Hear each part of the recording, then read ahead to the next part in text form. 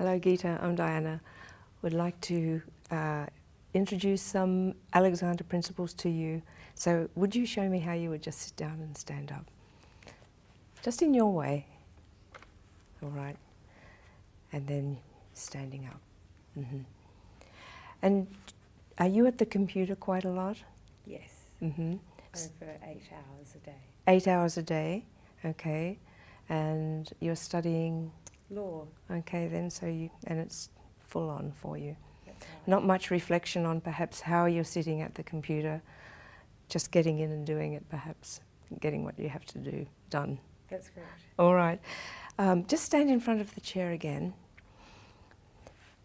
Where the Alexander re-education or pointers or the Alexander technique as a lesson is referred to, it can help you pay attention to you during the act of whatever it is you're doing. Sitting at a computer, going for a swim, riding your bike, you are conscious of a particular area that brings into balance the whole organism. And it really is the head-neck-back relationship, so that sort of simplifies it if you like. And the little guiding orders are, let the neck be free of unnecessary tension, that's understood, to let the head balance up on the neck's not leaning forward, so that the spine can lengthen during the act of whatever you are doing, and the shoulders can soften and widen out. Softening, widening out across the whole torso, widens. Now I'd like you to just sit down again, as you did, and then if you stand up again. So in light of what I just was talking about then, the head-neck-back relationship was very much jeopardized. Our head weighs about 4.5 kilos. That's a lot, sitting on a little neck. And we would rather it not go back and down when you sit down, because it just puts the spiral and the compression, I should say, rather than the spiral, all the way down your back. It also, for women, interferes with our pelvic balance, and to not least of all, the feet. Our feet are not going to be grounded if the head is kept throwing back and disturbing the pelvic balance. Now, I'm going to guide you into the chair this way with those principles so you can think about them during the act of actually using them, if you like. So you'll be doing the thinking and I'll be doing the moving of you, just in a general act of sitting down. We do it all day long, sitting down and standing up. We don't pay attention to this. Now stand with your feet a little bit wider apart, just to give you some grounding, about hip width, a little bit wider. Not much, that's fine. So now we think, I'm going to sit down. All you have to say to yourself is, wait a minute, not my old habit. Allow the neck to be free, the head to balance up, which it is. And Alexander clarified that a little. He said, allow the neck to be free, the head to balance forward and up during movement, and you just bend your knees quite quickly. And then we wait for a moment, and then we just gently come back, just sitting quietly. Yeah, that's it.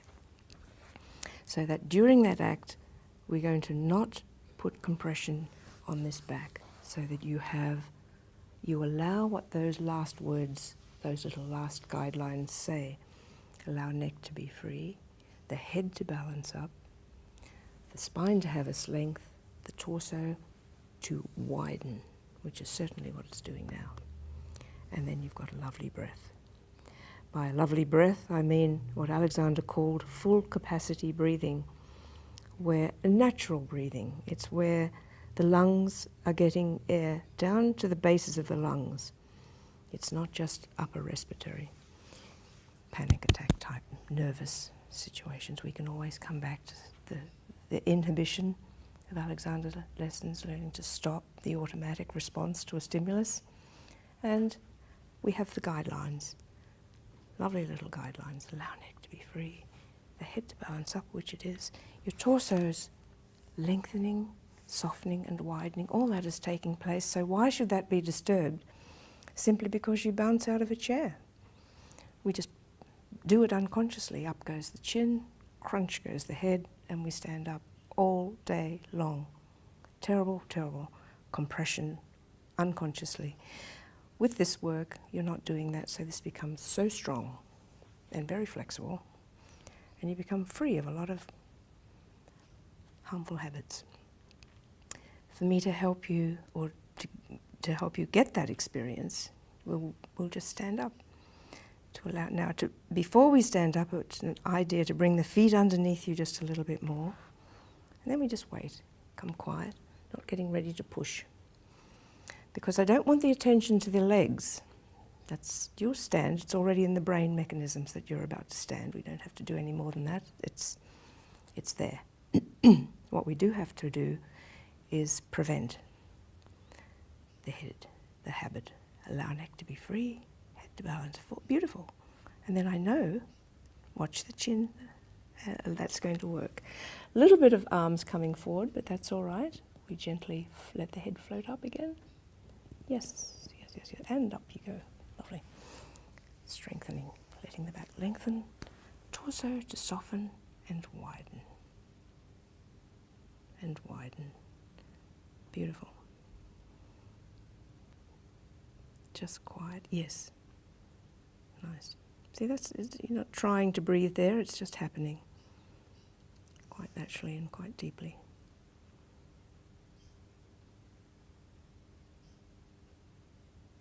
That's very nice.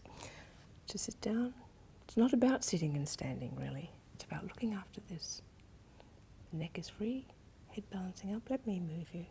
You're going to send the knees just that way. Free neck, head balancing up. 2 seconds. That was sort of going down. I want you to think like a kite. Your head's follow there's a little guiding direction in my hands. So I want you to, like a kite, to think up, and your spine is going to be the tail of the kite floating up and not sticking. The bottom doesn't have to stick out. It's the knees that float as they just bend. But neck free, head forward, and then you just bend your knees quite quickly. That's it. And then to stand, we go no, quiet, neck free, stay back in your back, and up to go up. And then we wait. Soft legs, even if we just flash on all the areas, allowing neck to be free, head to balance up, letting the torso lengthen, soften, and widen, and widen. That's it, and wide. So you can allow your neck to be free. During the movement, I want you to come into that hinge. That's lovely, and bend the knees quite quickly. Well done, that was easier, wasn't it? Yes, lovely. Free neck. And then you stop. So it's not about, I'm not interested in the movement per se, I'm interested in where your thinking is. Letting the neck be free. I know the movement will be very much in balance if the thinking is there that links that. It's just lovely. Go to get up. No, not my old way. Yes, beautiful. It gives a flow to the whole being. Up you go. And it's effortless. You really didn't need much there at all. And to think I've not seen you before in all of this new experience is very good. Just cool. Quiet. Because it's going into the unknown when we come along for an Alexander lesson. You know, we're going away from our habit, and all of a sudden we're focusing on to this instrument. It's very important. So when you're cycling, when you're cooking, which is what you also enjoy, I believe, very important that you be very creative in how you're using your head, neck and your back.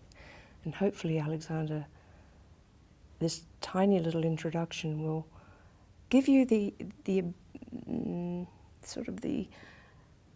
real conscious awareness that yes, you can stop and say, wait a minute, that preparatory work of looking after you, just free neck, just free shoulders.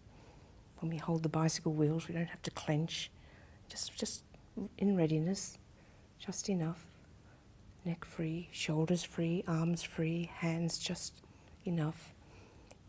And then when we do need to pull weeds out of a garden or what have you, you've got all the strength in the world because you've got a strong back as a result of letting neck be free, your head balance up. It's not a weak back because you're not compressing it when you move. To sit down, we go, wait, no, I'd like to flow up.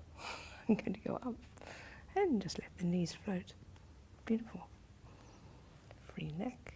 And even if we were to experiment very interestingly with this atlanto-occipital joint, to look down at computers, and that's another thing that you're doing all the time, we can tend to drag the neck forward to look down, as in like that. Whereas you've got this hinge, this atlanto-occipital joint, right between the ears. If you put your index finger just below the earlobe, there's a little hollow in there. If you were to bore right through, not a particularly nice thought, but you'd meet the top vertebra of the neck, and the head, there's little condyles that the head floats on that, and that's where you can rock from to look all the way down to your keyboard and to type, and to look at your mobile phone as well if you just let that go. And yeah, so that's very viable to you, a very viable joint, without any compression on your sternum and pulling your arms down. You know, so it's allowing this lovely open chest, free neck. And then you can key. When you are at your computer, I would like to recommend that either use the back entirely, where you're resting up and against it. But if you're not using it entirely, please come away from it more than you are, that you're more to the front of the chair.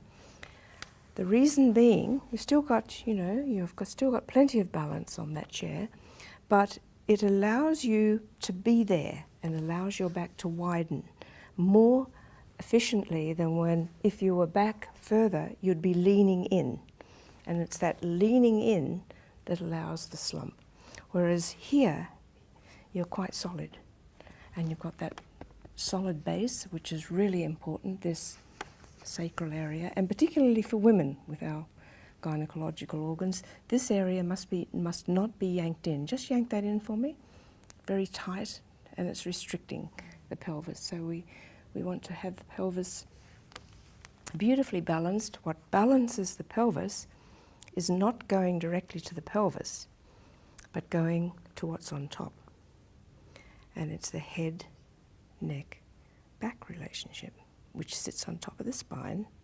And when there's a lovely flow there, the pelvis will swing into balance, and it'll be beautiful. You can bring your feet back maybe a wee bit, or wherever but that can be quite comfortable like that. Allowing neck to be free, shoulders to be free. Just let me take this arm. So no, don't give it. Quiet. Then we do both stop to just think up. Free neck, flowing up, and looking around. It's always very free hinge. And quiet. And when you go to move, think, wait a moment. Let the neck be free, feet underneath you a little bit more, a bit further. Then you just wait. And then stay in your back, so you've got that lovely connection with your back, and then you just flow over and you flow up. And you continue that, this little thought, all the way up. But you're grounded on your feet there too, very solidly on Mother Earth. Because this head neck is beautiful neck, and free under here, so you're not occluding your voice box, your larynx at all. You've got that lovely and free, beautiful natural balance. And you can be flying along the beach or wherever, in the law courts, like that.